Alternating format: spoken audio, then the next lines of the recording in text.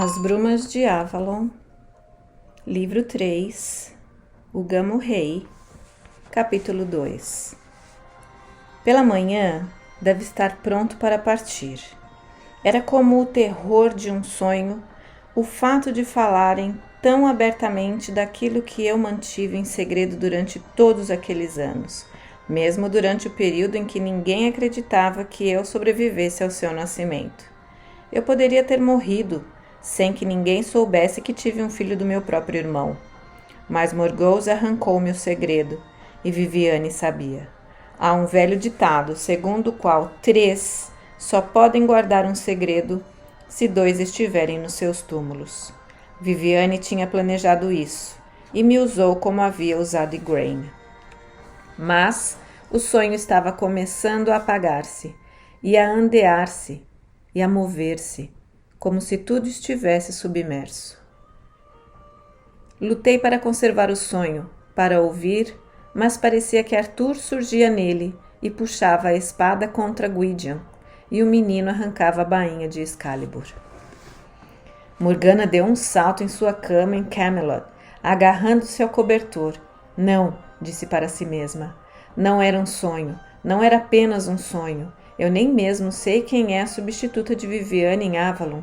Sem dúvida é Raven, e não essa moça de cabelos louros tão parecida com a minha mãe, que vejo repetidamente em meus sonhos.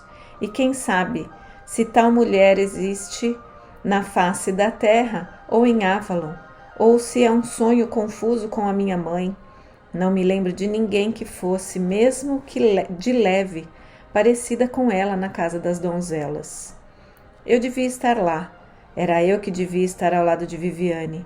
E abandonei tudo isso de minha própria vontade. Vejam, disse Elaine da janela. Já se aproximam cavaleiros. E faltam ainda 3 dias para a grande festa de Arthur. As outras mulheres que estavam no quarto juntaram-se a Elaine, olhando para os campos ao redor de Camelot e onde já havia tendas e pavilhões armados. Estou vendo a bandeira de meu pai, continuou Elaine. Lá está ele com meu irmão, Lamorak, ao seu lado.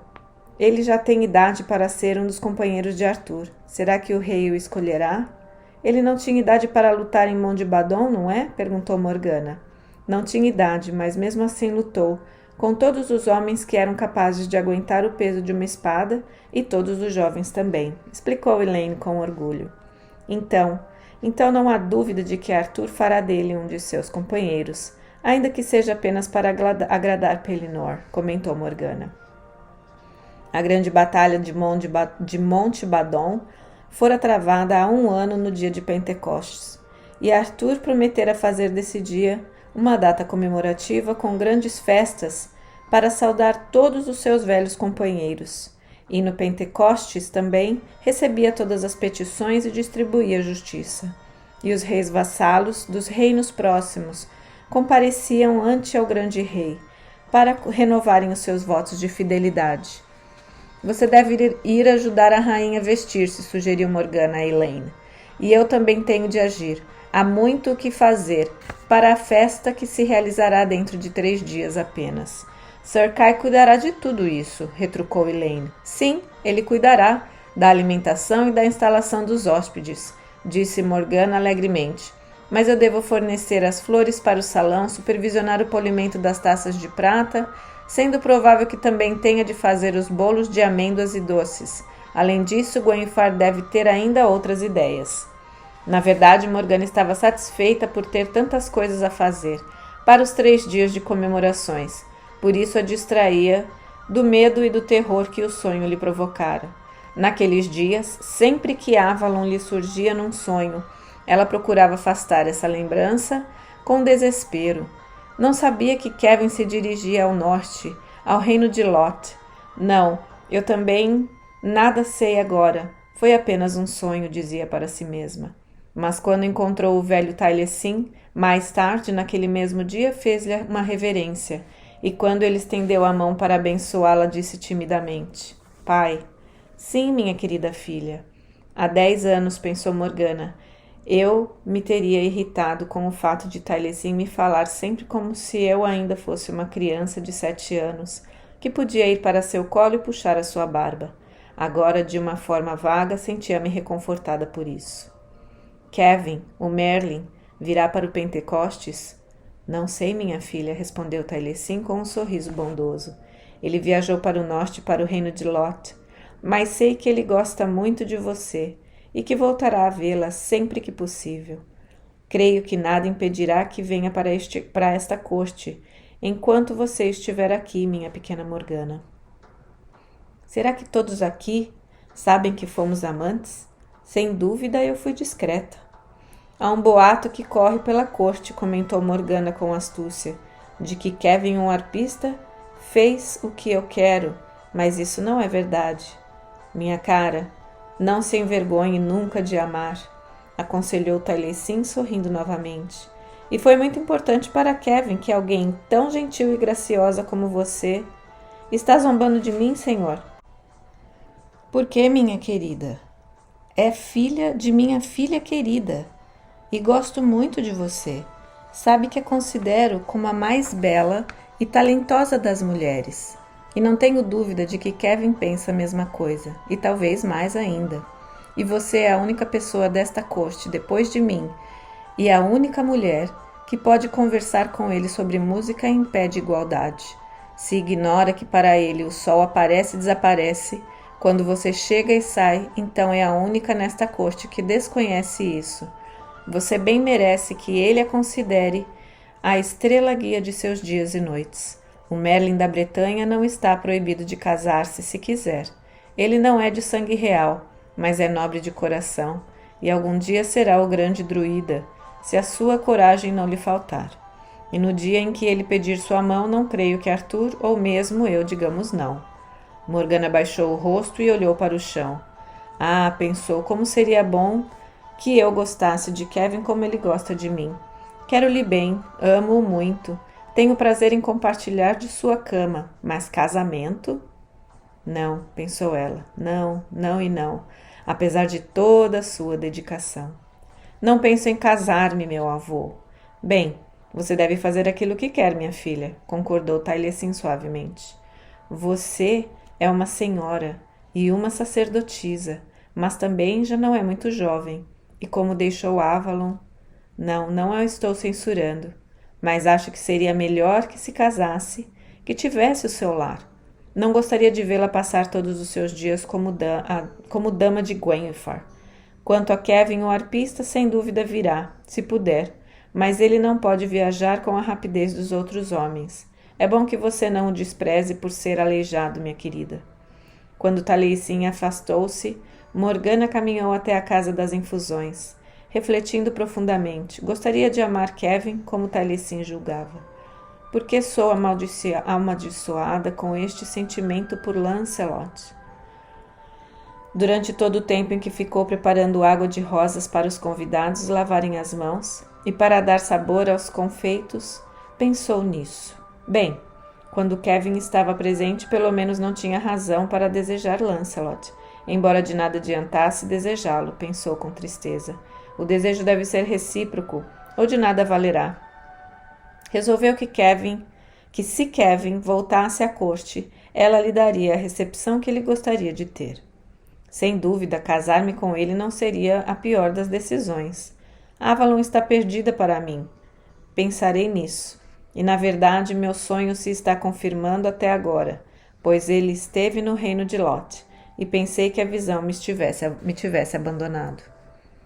Kevin voltou para Camelot na véspera de Pentecoste, durante todo o dia.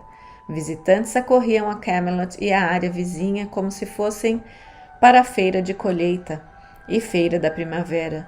Seria a maior festa a ser realizada na área. Morgana recebeu Kevin com um beijo e um abraço, que fizeram brilhar os olhos do arpista, e levou-o a um quarto de hóspedes, onde lhe tirou o manto e os sapatos de viagem, mandando um dos servos levados para serem lavados, e ofereceu-lhe fitas para enfeitar o seu instrumento. Ora, minha dama ficará tão bonita quanto a rainha, sorriu Kevin. Você não tem raiva de sua única rival, Morgana, meu amor? Nunca se dirigira a Morgana com essas palavras. e a moça aproximou-se mais de Kevin, passando o braço em torno dele. O arpista acrescentou em voz suave: Senti falta de você, e colocou por um instante o rosto contra os seus seios. Também senti a sua falta, meu caro, disse Morgana, e quando todos tiverem ido descansar esta noite, mostrarei o quanto senti. Por que acha que consegui um quarto só para você, quando até mesmo os mais caros companheiros de Arthur terão de dormir 4 num quarto, e até mesmo 2 numa cama? Pensei que fosse para que ninguém tivesse de dividir um quarto comigo. E assim será para a dignidade de Avalon, embora até mesmo Tylesin tenha de dividir um quarto com o bispo. Não lhe admiro o gosto, comentou Kevin. Eu preferia ficar nas cocheiras com os outros burros. Eu queria que Merlin da Bretanha ficasse num quarto sozinho, mesmo que não fosse maior do que uma das baias dos burros. Mas é bastante grande para você e minha dama, e para mim também, sussurrou Morgana, sorrindo e olhando sugestivamente para a cama. Será sempre bem-vinda, e se minha dama ficar com ciúmes, poderei virá-la para a parede. Beijou-a, abraçando-a por um longo momento, com toda a força dos seus braços retorcidos. Depois, soltando-a, disse: Pensei que você gostaria de saber que levei seu filho para Avalon. Ele está bastante crescido, é inteligente e tem um pouco do seu talento para a música. Sonhei com ele a noite passada. No sonho, creio que ele tocava uma gaita, como a de Gawain. Então seu sonho foi certo. Gosto dele e o menino tem a visão. Em Avalon será preparado para a druida. E depois? Depois? Ah, minha cara, as coisas terão de seguir seu curso. Mas não tenho dúvidas de que ele será um bardo e um homem de sabedoria notável. Você não precisa ter medo de que ele não se dê bem em Avalon. Tocou-lhe suavemente o ombro.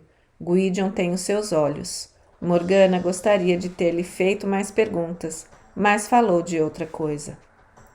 A festa só começa amanhã, mas esta noite os amigos e companheiros mais íntimos de Arthur foram convidados a jantar. Gareth deve ser feito cavaleiro ao amanhecer, e Arthur, que gosta de Gawain como de um irmão, vai homenageá-lo com uma festa de família. Gareth é bom homem e bom cavaleiro, e terei satisfação em homenageá-lo. Não gosto muito da rainha Morgause, mas seus filhos são bons homens e bons amigos de Arthur. Embora fosse numa festa de família, eram muitos os parentes para se sentarem à mesa de Arthur. À véspera de Pentecoste, Gwenfar e sua prima Elaine e o pai dela, Pellinor, seu irmão Lamorak, Tylesin e Lancelot, os 3 meio-irmãos de Lancelot, Balan, filho da Senhora do Lago, e Bors e Lionel, filhos do rei Ban da Bretanha Menor. Gareth estava presente, e como sempre Gawain ficava atrás de Arthur à mesa.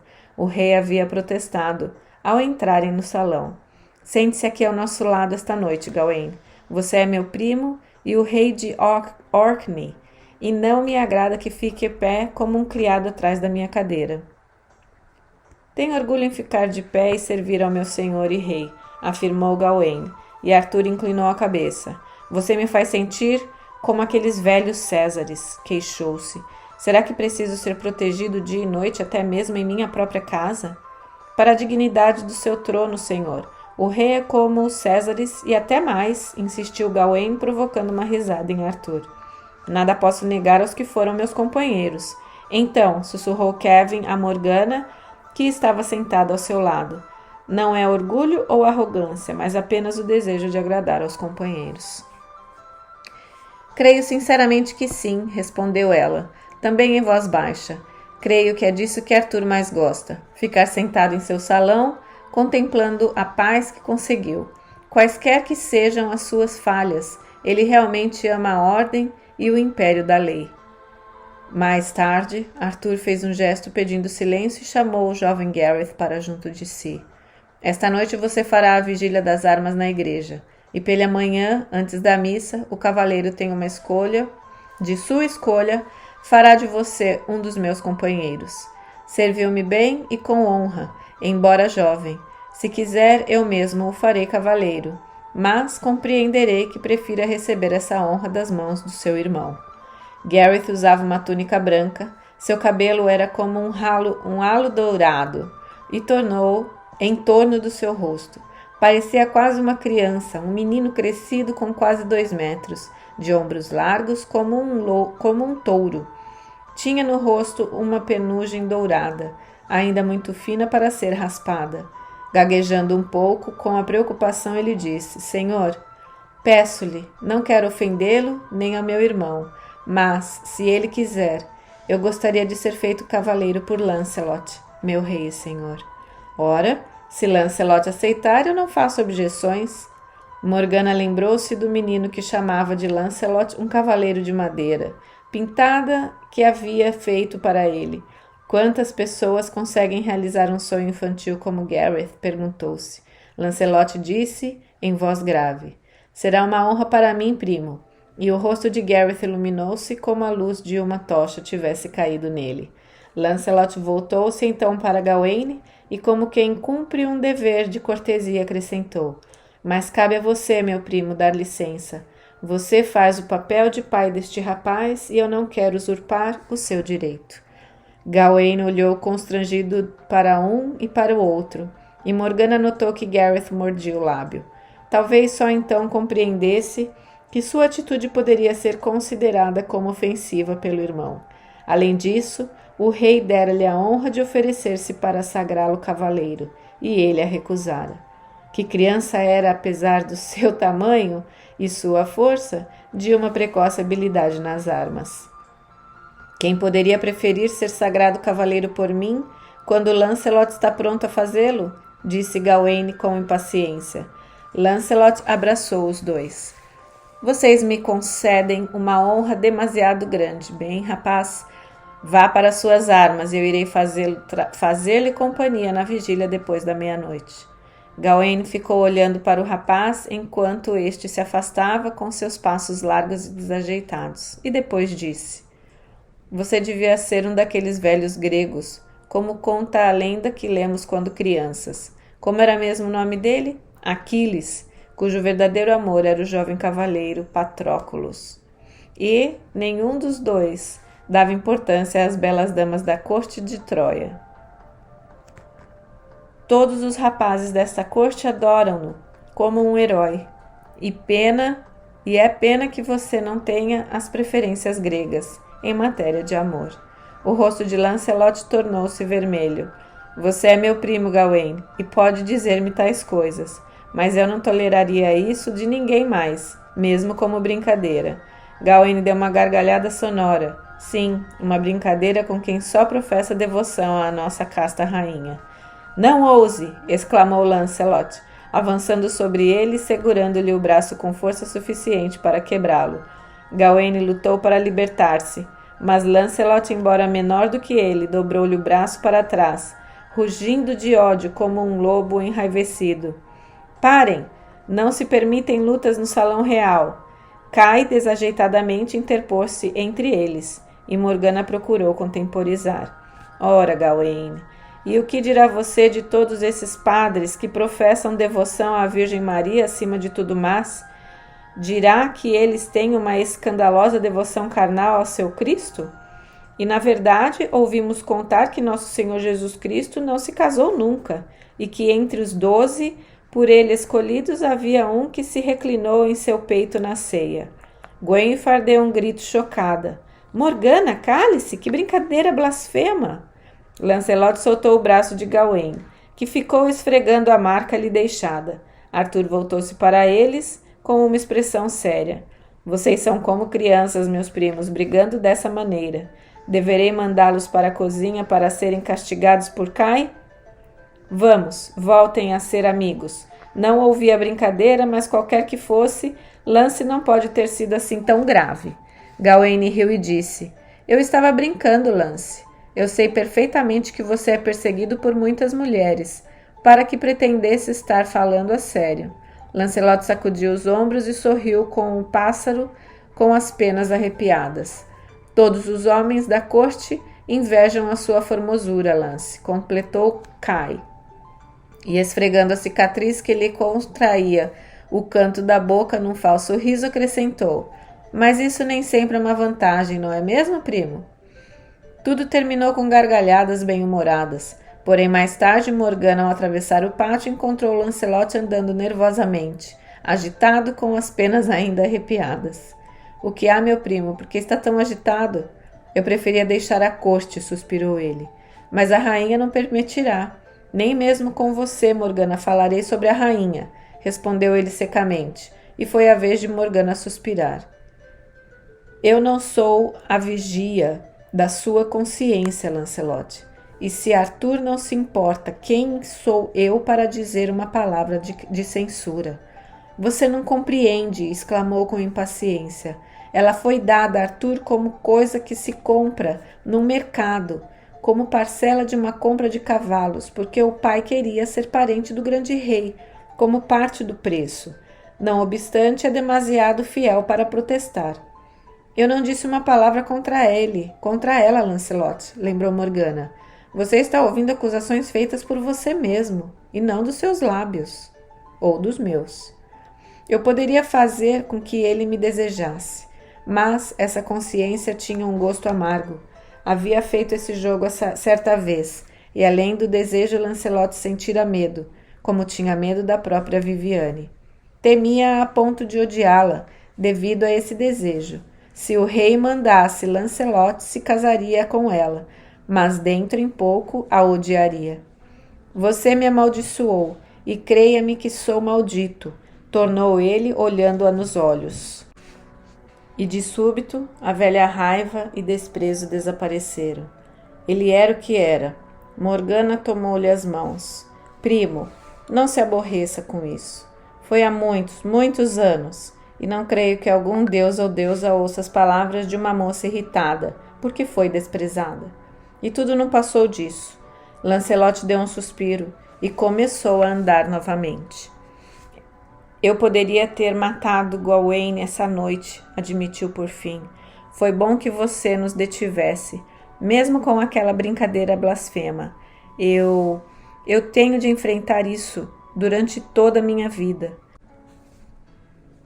Quando era menino, na corte de Ban, era mais bonito do que Gareth hoje, e na corte da Bretanha Menor, como também em outros lugares. Um menino bonito tem de cuidar-se melhor do que uma donzela.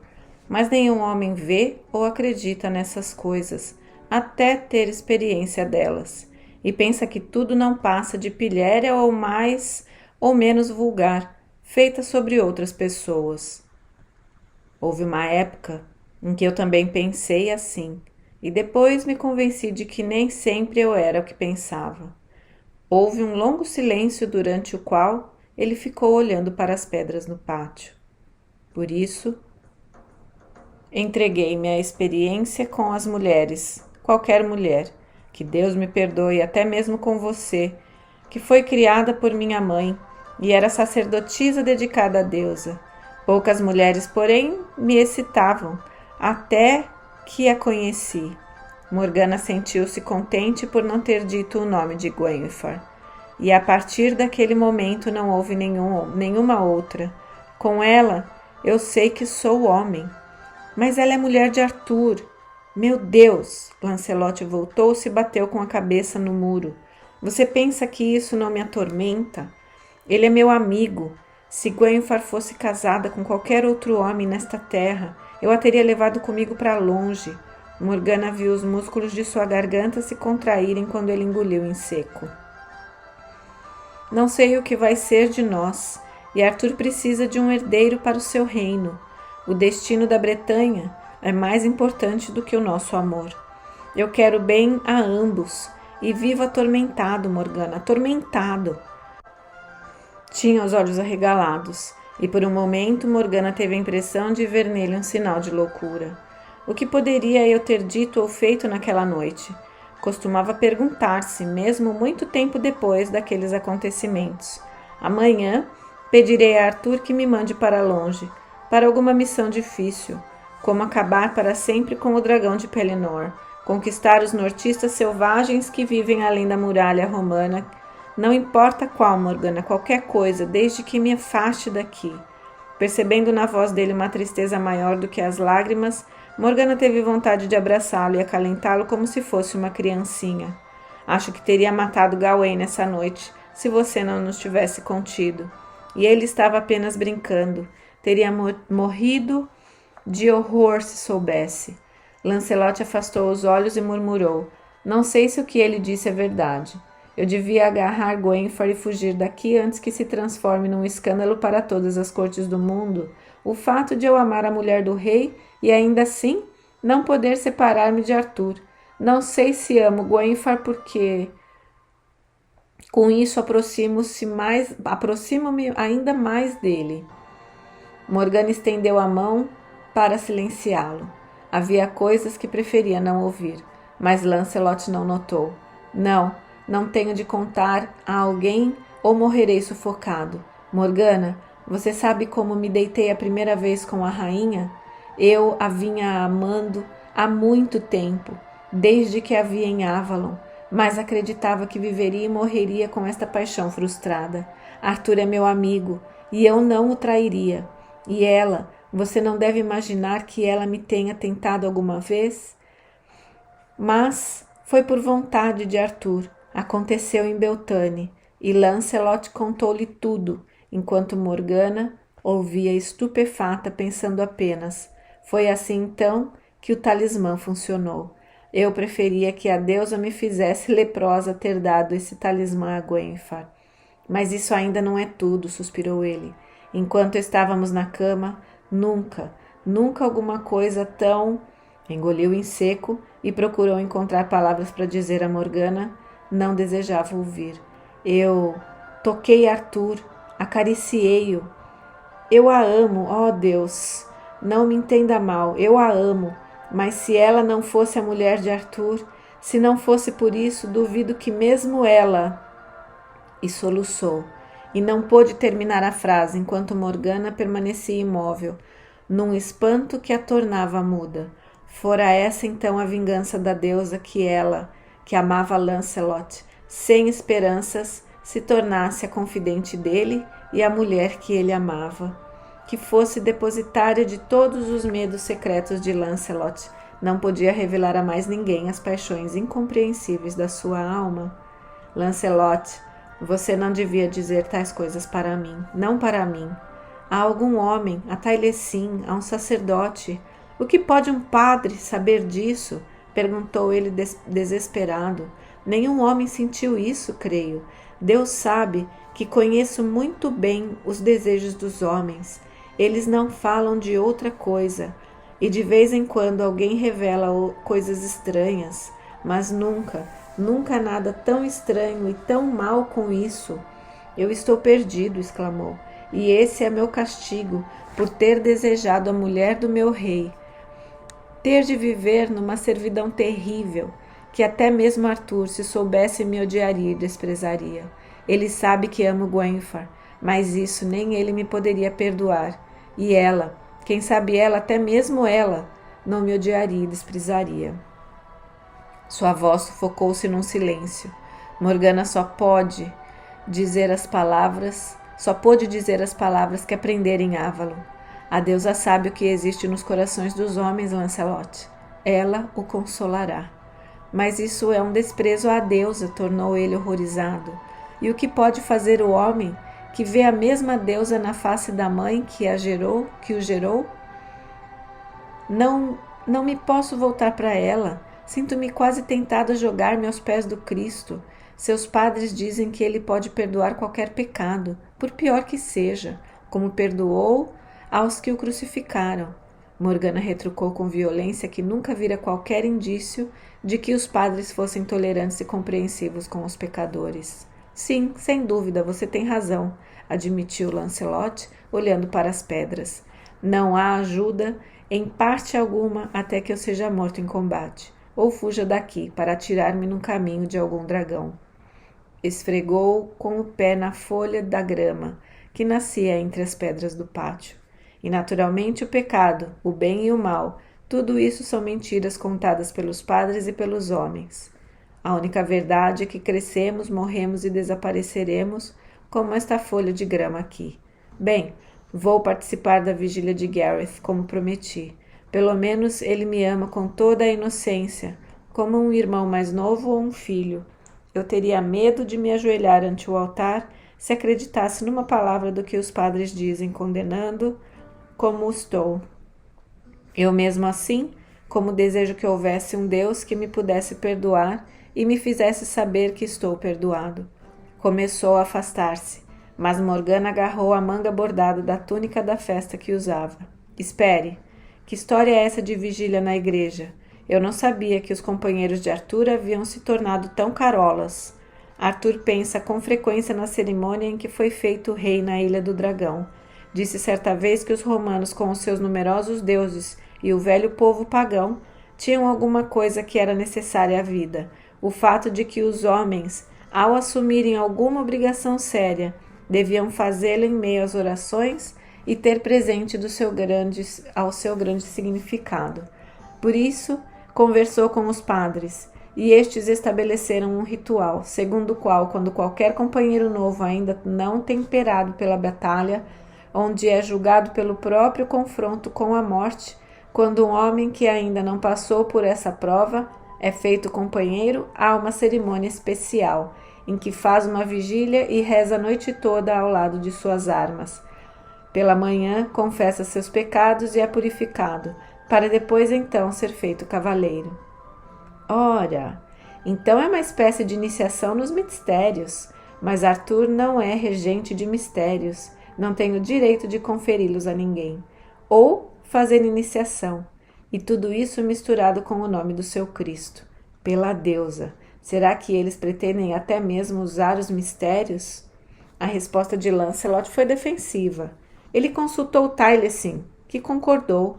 Morgana ficou surpresa que o mais alto dos druidas comprometesse daquela maneira os mistérios. Não obstante, houve uma época, contara Taliesin, que os cristãos e druidas rezavam juntos. O importante é o que acontece na alma do homem e não se ele é cristão, pagão ou druida. Se Geleth enfrenta o mistério em seu coração, e isso faz dele um homem melhor, que importância tem que a inspiração venha da deusa, do Cristo ou do nome que os druidas não podem dizer? Ou da própria bondade que existe dentro dele? Ora, você está argumentando como o próprio Taliesin, irritou-se Morgana. Sim, eu conheço essas palavras. Seus lábios se contraíram num rito amargo. Quisera Deus, qualquer Deus, que eu pudesse encontrar em meu coração alguma coisa em que pudesse acreditar, ou qualquer conforto semelhante. Morgana pôde dizer apenas: faço votos para que você possa, primo. Rezarei por você. Rezará a quem? Perguntou Lancelot, afastando-se e deixando Morgana dolorosamente perturbada. Ainda não era meia-noite. Podia ver as luzes da igreja onde Gareth, agora ao lado de Lancelot, fazia sua vigília. Inclinou-se a cabeça, lembrando-se da noite em que ela própria tivera de vigiar, e a sua mão dirigiu-se automaticamente à cintura em busca da pequena faca curva que há muitos anos não mais trazia ali. Eu a joguei fora. Quem sou eu para falar em profanação dos mistérios? Houve uma comoção súbita no ar. Rodopiou como um redemoinho à sua frente, e Morgana sentiu como se fosse cair, pois Viviane estava à sua frente, ali, ao luar. Estava mais velha e mais magra. Os olhos eram como brasas cadentes sob as sobrancelhas retas, e seu cabelo estava quase totalmente branco. Seu olhar era de sofrimento e ternura, pensou Morgana. Mãe! Gaguejou, sem saber se falava a Viviane ou a deusa. E então a imagem oscilou, e ela compreendeu que Viviane não estava ali, era apenas a visão. Por que me apareceu? O que deseja de mim? Murmurou Morgana, ajoelhando-se e sentindo o movimento das roupas de Viviane no vento da noite. Ela trazia uma coroa de juncos, como a da rainha dos países das fadas. A aparição estendeu a mão, e Morgana sentiu, e a apagada tatuagem do crescente queimou-lhe na testa. O vigia passou pelo pátio com a luz de sua lanterna brilhando. Morgana estava ajoelhada, sozinha, sem olhar para nada. Levantou-se apressadamente, antes que o homem pudesse vê-la. Havia perdido de súbito toda a vontade de ir para a cama de Kevin.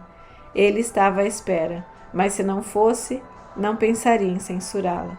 Atravessou silenciosamente os corredores até o quarto em que dormia com as outras damas solteiras de Gwenfar e para a cama que dividia com a jovem Elaine. Pensei que a visão me havia deixado para sempre. Não obstante, Viviane apareceu-me, estendeu a mão.